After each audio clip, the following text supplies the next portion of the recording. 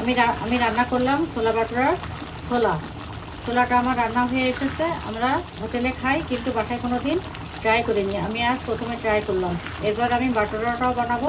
তা চলেন দেখি কিভাবে বানাই। আসসালামু আলাইকুম। আমি রান্না করব ছোলা বাটুরা।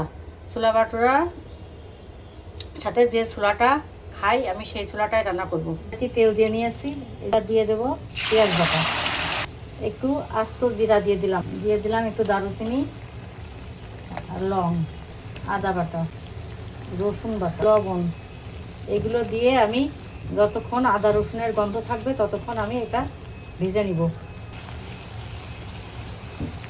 দিয়ে দিলাম হলুদের গুঁড়া, একটু কাশ্মীরি মরিচের গুঁড়া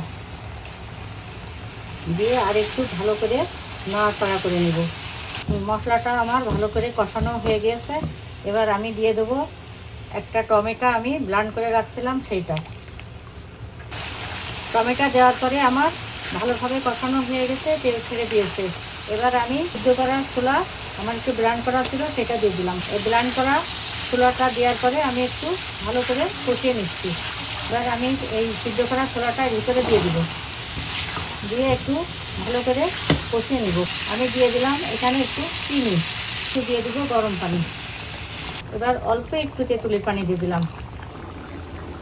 এবার দিয়ে দেব আমি গরম মশলা, চাট মশলা দিয়ে এই মশলাটা একটা মিক্সড মশলা তৈরি করেছি। এবার এটা আমি দিয়ে দিব ওর মধ্যে। এটা এবার এর ভিতরে দিয়ে দিলাম।